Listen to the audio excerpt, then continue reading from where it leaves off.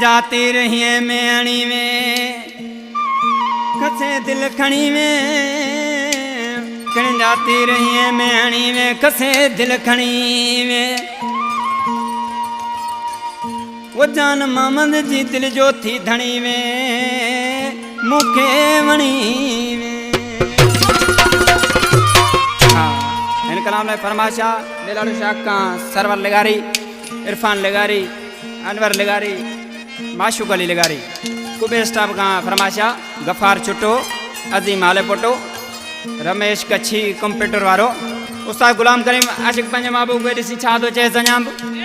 मुझा महबूब मिठा मुखे आ तू जो कसम डाढो तो मुखे वणी ओ मुझा सोहना सनम डाढो तो मुखे वणी ओ मुझा सोहना सनम मुझा महबूब मिठा मुखे आ तू जो कसम डाढो तो मुखे वणी ओ मुझा सोहना सनम डाढो तो मुखे वणी ओ मुझा सोहना सनम।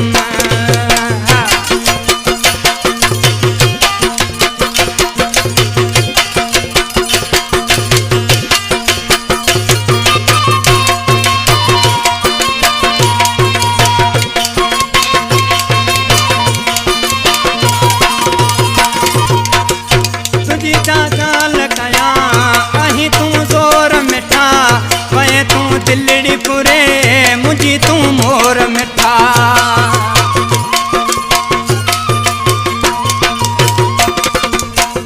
तुझी छा गाल कया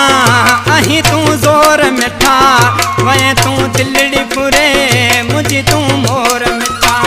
सजो तो शहर चवे अही तू प्यारा उत्तम डाढो तो मुखे वणी ओ मुझा सोहना सनम डाढो तो मुखे वणी ओ मुझा सोहना सनम।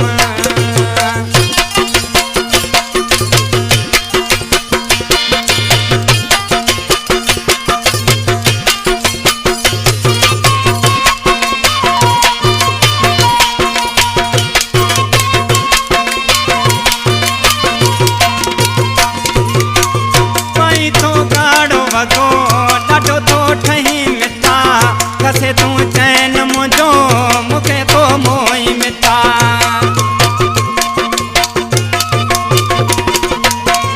पाई तो गाड़ो वगो डाढो तो ठही मिठा कसे तू चैन मुझो मोई तो मुखे मिठा रुगो आतात तुझी बेजी ना याद वथम तो मुखे वणी ओ मुझा सोहना सनम डाढो तो मुखे वणी ओ मुझा सोहना सनम।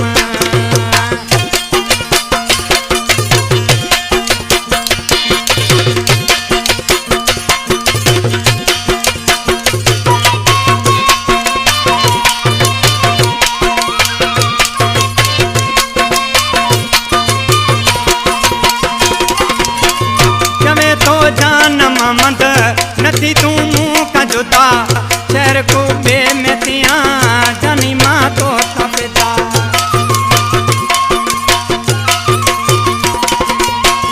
जवे तो जान ममद नथी तू मुँह का जुदा शहर को बे में तिया जानी माँ तो तपिता तुम्हारी तू जो तो सा लगाई दो हर दम